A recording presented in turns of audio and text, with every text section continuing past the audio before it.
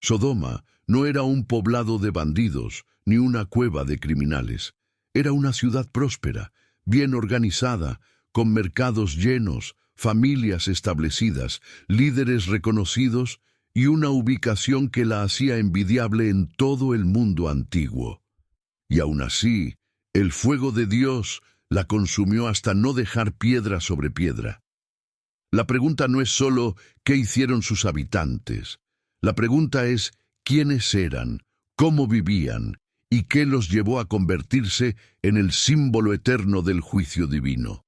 Lo que la mayoría de los creyentes no sabe es que Sodoma tenía todo para ser una gran nación. Tierras fértiles, agua abundante, comercio próspero, una posición geográfica que la convertía en punto de paso obligado para las caravanas del mundo antiguo. Lot, el sobrino de Abraham, no la eligió por accidente cuando tuvo la oportunidad de escoger cualquier territorio. La eligió porque era, en sus propias palabras, como el jardín de Jehová. Y sin embargo, el texto sagrado dice que los habitantes de Sodoma eran malos y pecadores contra Jehová en gran manera. Esa frase en hebreo no describe simplemente personas que cometían errores. Describe una comunidad que había construido su identidad colectiva sobre la transgresión deliberada, sistemática y pública de los límites que Dios había establecido desde la creación.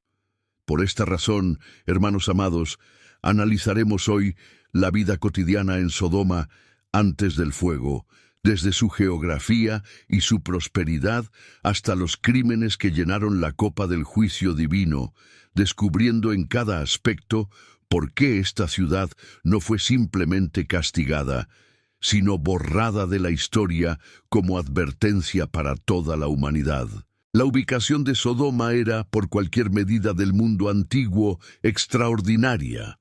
Estaba asentada en la llanura del Jordán, una región que los geógrafos modernos identifican con el extremo sur del Mar Muerto o sus alrededores inmediatos, aunque el debate exacto sobre su posición continúa entre arqueólogos e historiadores.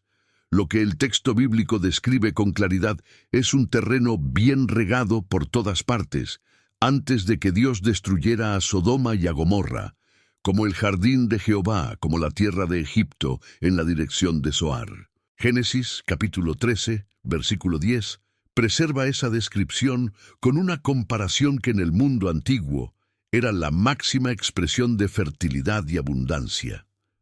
Comparar una tierra con Egipto no era un elogio menor. Egipto era el granero del mundo antiguo.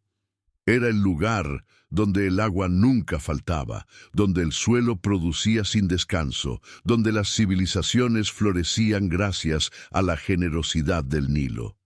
Decir que la llanura del Jordán era como Egipto era decir que Sodoma tenía todo lo necesario para convertirse en una civilización de primer orden. Las excavaciones arqueológicas en Tel el Hammam, en Jordania, han revelado una ciudad de la Edad del Bronce de dimensiones considerables, con muros masivos, estructuras administrativas y evidencias de actividad comercial intensa durante el tercer y segundo milenio antes de Cristo. El emplazamiento presenta además evidencias de una destrucción violenta y repentina que algunos investigadores asocian con el relato bíblico, aunque la identificación exacta sigue siendo tema de investigación activa.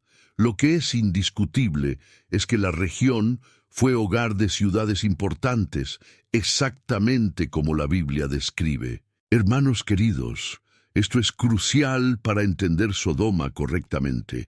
No estamos hablando de una comunidad primitiva o ignorante. Estamos hablando de una ciudad que tenía recursos, infraestructura, liderazgo y prosperidad suficiente para atraer a uno de los hombres más ricos de su generación. Lot no se estableció en una tierra miserable, se estableció en una tierra que prometía futuro, y eso hace el juicio que vino después aún más devastador, porque la prosperidad de Sodoma no se construyó en el vacío, se construyó sobre un sistema económico activo y en apariencia funcional. La llanura del Jordán era una ruta comercial estratégica. Las caravanas que conectaban Mesopotamia con Egipto, que transportaban especias, metales, telas y ganado, pasaban por esa región. Las ciudades de la llanura, que incluían a Gomorra, Adma, Seboim y Bela, formaban una confederación de facto que controlaba parte de ese comercio. Génesis capítulo 14 nos muestra una imagen fascinante de Sodoma como potencia regional. El rey de Sodoma, Bera, encabezaba una coalición de 5 reyes que se había rebelado contra el dominio de Kedorlaomer, rey de Elam, a quien habían servido durante 12 años. Eso significa que Sodoma había estado bajo un tratado de vasallaje con una potencia del oriente, había pagado tributo durante 12 años y luego había tomado la decisión política de rebelarse. Eso no lo hace un campamento de nómadas, eso lo hace un estado con estructura, con rey reconocido, con capacidad bélica y con voluntad política propia. La guerra que siguió fue real y fue brutal. Kedorlaomer y sus aliados derrotaron a la coalición de las ciudades de la llanura, saquearon Sodoma y Gomorra y tomaron cautivos, incluyendo a Lot y toda su familia. Fue Abraham quien los persiguió, los derrotó con 318 hombres, entrenados en su propia casa, y recuperó tanto a los cautivos como los bienes. El detalle que pocos notan es la reacción del rey de Sodoma después de la liberación. No hubo gratitud genuina, ni ofrenda a Dios, ni reconocimiento espiritual de la intervención divina. Lo que el rey de Sodoma propuso fue una transacción. Dame las personas y toma los bienes para ti. Abraham rechazó incluso tomar un hilo de su riqueza. Ese contraste entre la generosidad de Abraham y el cálculo frío del rey de Sodoma dice mucho sobre la mentalidad que dominaba esa ciudad.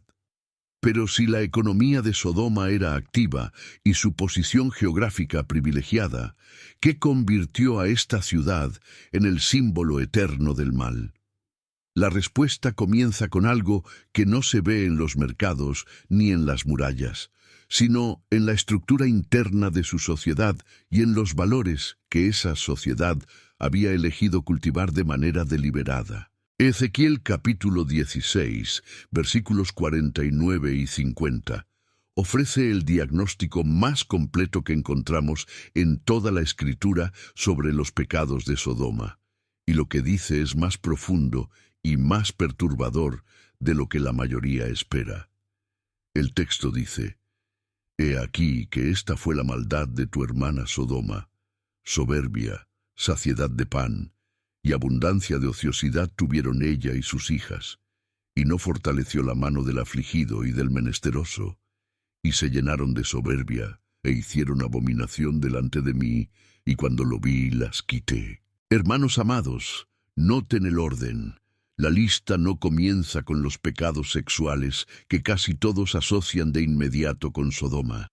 La lista comienza con la soberbia, con la saciedad de pan, con la ociosidad, con el rechazo deliberado a ayudar al pobre y al necesitado. Estos fueron los pecados que prepararon el terreno para todo lo demás. Una ciudad que prosperó hasta el punto de la saciedad, que dejó de ver a los vulnerables como personas dignas de protección y que se entregó al ocio sin límite, estaba construyendo las condiciones exactas para el siguiente nivel de degradación moral. La soberbia es la raíz. Cuando una comunidad se cree sin necesidad de Dios, sin obligaciones hacia el prójimo y sin límites morales, el camino hacia la abominación no es largo. Sodoma recorrió ese camino con los ojos abiertos. Y las consecuencias de esa soberbia se manifestaron en algo que los textos describen con una crudeza que no deja lugar a interpretaciones cómodas.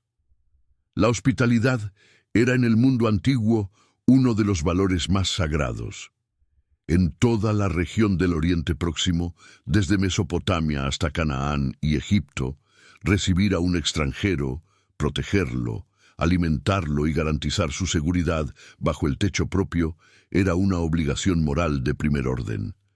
Sodoma había invertido esa obligación por completo. Génesis, capítulo 19, nos muestra la noche en que dos ángeles llegaron a Sodoma con aspecto de hombres. Lot los recibió, insistió en que entraran a su casa, los alimentó y los protegió bajo su techo. Lo que sucedió después es uno de los episodios más perturbadores de toda la narrativa del Antiguo Testamento. Los hombres de Sodoma, jóvenes y viejos, todos los del pueblo sin que faltara uno, rodearon la casa de Lot y exigieron que les entregara a los visitantes para abusar de ellos. El texto hebreo dice que querían conocerlos. El término hebreo yada, conocer, tiene en este contexto una connotación sexual inequívoca, la misma que aparece en otros pasajes cuando se habla de relaciones íntimas. Lo que los hombres de Sodoma exigían públicamente, colectivamente, sin vergüenza ni disimulo, era violación, no de uno o dos individuos perturbados, del pueblo entero, sin que faltara uno. Ese detalle es aterrador, no porque revele un pecado aislado, sino porque revela una cultura en la que la violación colectiva de extranjeros se había convertido en conducta pública, normalizada, ejercida sin miedo y sin consecuencias. Los hombres de Sodoma no se escondían, rodearon la casa a plena noche como si tuvieran todo el derecho del mundo y amenazaron con tratar a Lot peor que a sus huéspedes cuando intentó interponerse. Hermanos queridos, esto es lo que significa que los pecadores de Sodoma lo eran en gran manera. No hablamos de debilidades privadas. Hablamos de una comunidad que había llegado al punto en que el mal no tenía que esconderse. El mal era la norma. Pero Sodoma no solo había normalizado la violencia contra el extranjero, había construido también un sistema que aplastaba cualquier voz disidente desde adentro. Lot había vivido en Sodoma el tiempo suficiente para convertirse en un hombre de cierta posición. Génesis, capítulo 19, dice que Lot estaba sentado a la puerta de Sodoma cuando los ángeles llegaron. Sentarse a la puerta de una ciudad en el mundo antiguo no era un acto casual.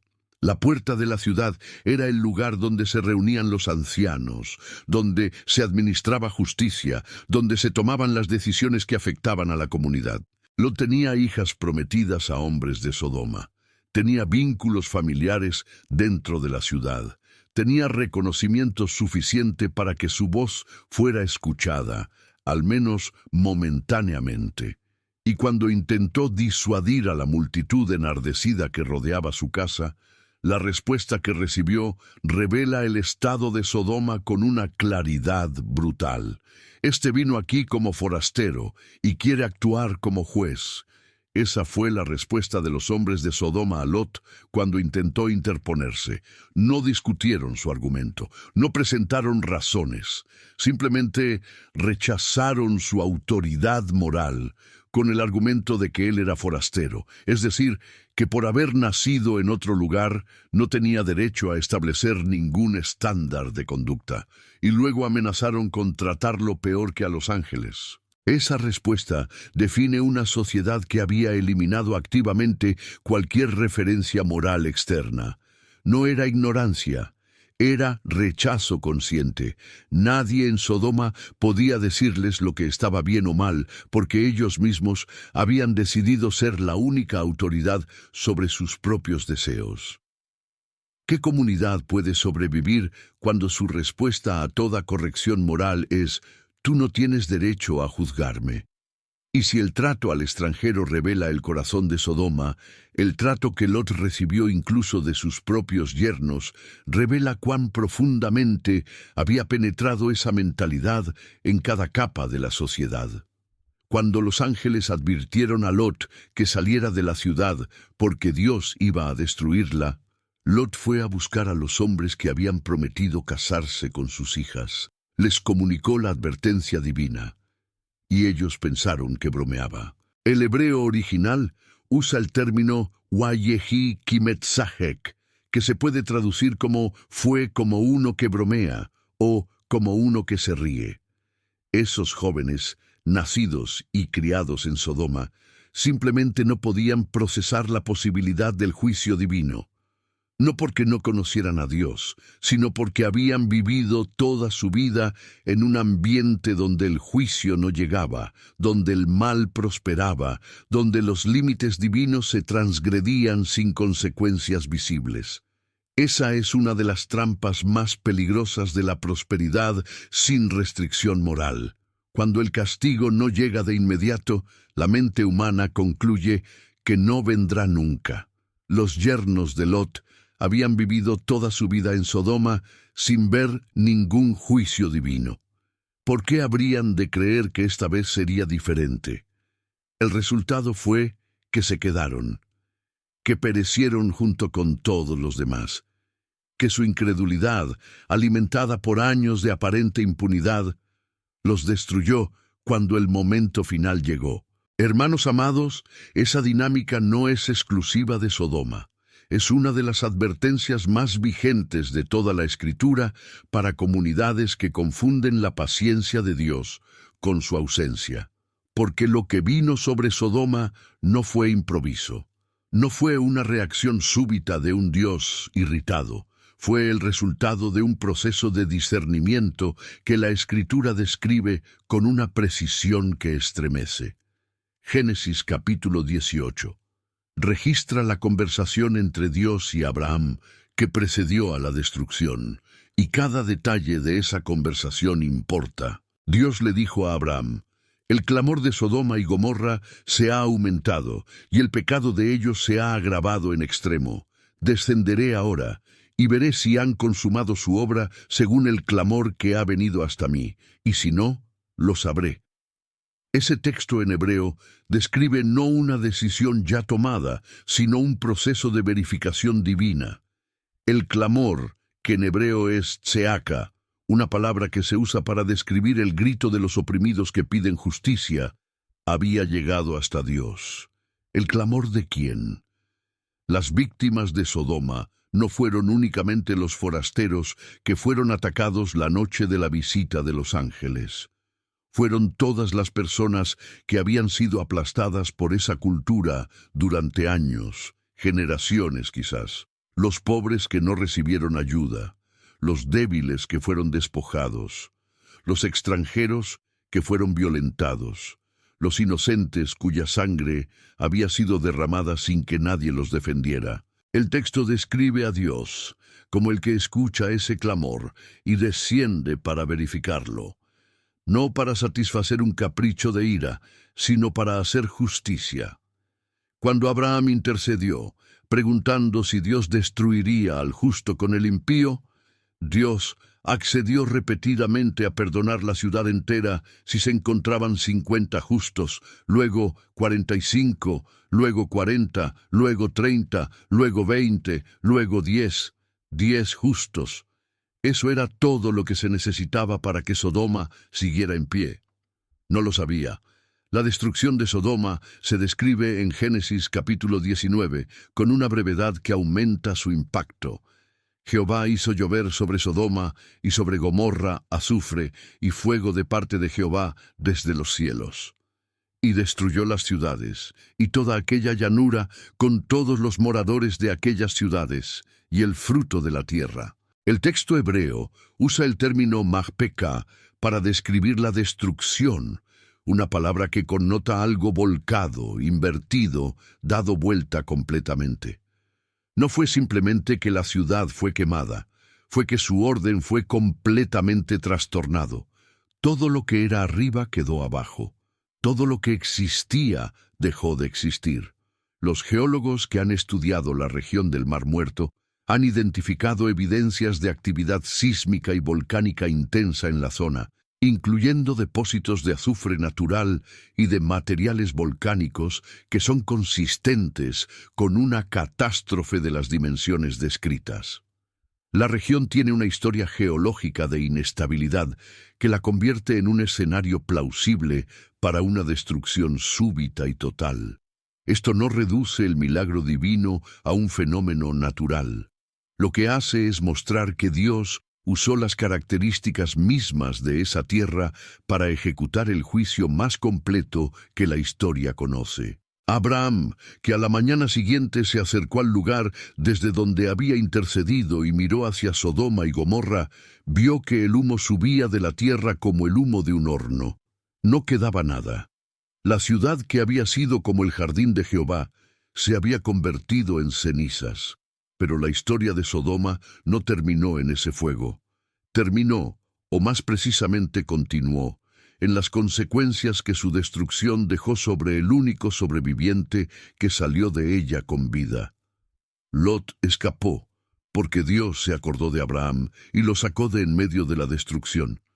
Pero lo que Lot perdió en Sodoma no se limitó a sus bienes, sus yernos o las paredes de su casa.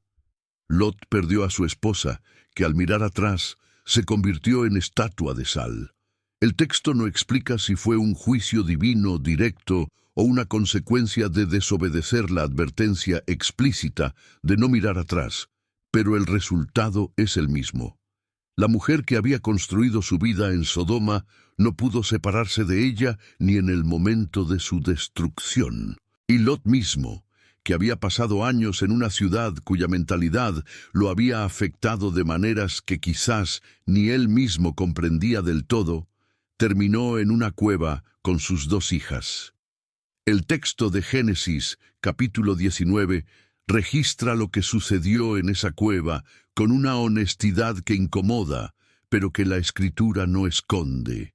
Las hijas de Lot, convencidas de que habían sido las únicas sobrevivientes de la humanidad y que no quedaría ningún hombre para darles descendencia, embriagaron a su padre y concibieron hijos de él. Hay quienes ven en ese pasaje únicamente la desesperación de 2 mujeres en una situación extrema, pero hay algo más perturbador que no podemos ignorar.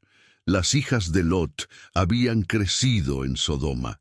Habían sido prometidas a hombres de Sodoma, habían respirado el aire moral de esa ciudad durante años, y cuando se encontraron sin restricciones externas, sin comunidad, sin ley, recurrieron a una solución que ningún texto bíblico previo ni posterior presenta como aceptable. Sodoma había muerto en el fuego, pero su influencia no murió con ella. Hermanos amados, hemos recorrido hoy la vida de Sodoma desde su extraordinaria prosperidad hasta el fuego que la borró del mapa. Hemos visto que no era una ciudad ignorante ni una comunidad primitiva, sino una civilización activa, organizada y próspera que eligió deliberadamente construir su identidad sobre la transgresión de los límites divinos. Vimos que los pecados de Sodoma no comenzaron con los episodios más escandalosos que registra el texto, sino con algo más silencioso y más peligroso: la soberbia, la saciedad, el abandono del pobre y la convicción de que nadie tenía derecho a establecer un estándar moral sobre ellos. Vimos también que el juicio de Dios no fue impulsivo ni caprichoso, fue el resultado de un clamor que subió desde las víctimas de esa cultura durante tiempo suficiente para llenar la copa del juicio divino, y vimos que Dios estuvo dispuesto a perdonar la ciudad entera si se encontraban apenas 10 personas justas en ella. No las había. Lo que Sodoma nos enseña no es únicamente sobre el poder del fuego divino. Nos enseña sobre el poder de la cultura, sobre cómo una comunidad puede normalizar progresivamente el mal hasta el punto en que los jóvenes crecen sin poder concebir el juicio, sobre cómo la prosperidad sin gratitud ni responsabilidad moral se convierte en el terreno exacto donde la depravación florece, y sobre cómo la influencia de un ambiente corrupto puede seguir actuando sobre las personas mucho después de que el ambiente mismo ha sido destruido. El fuego que cayó sobre Sodoma fue definitivo, el silencio que quedó en esa llanura fue absoluto, pero la advertencia que ese fuego contiene nunca se ha apagado. Hermanos queridos, hemos llegado al final de este estudio. Gracias por acompañarnos hasta aquí y por la seriedad con que se acercan a la palabra. Que el conocimiento de la historia bíblica fortalezca su fe y su discernimiento en el tiempo que nos ha tocado vivir. Si desean apoyar este ministerio, pueden hacerlo dando me gusta y suscribiéndose al canal. Es completamente gratis y nos ayuda a seguir produciendo contenido así de profundo. Dios les bendiga.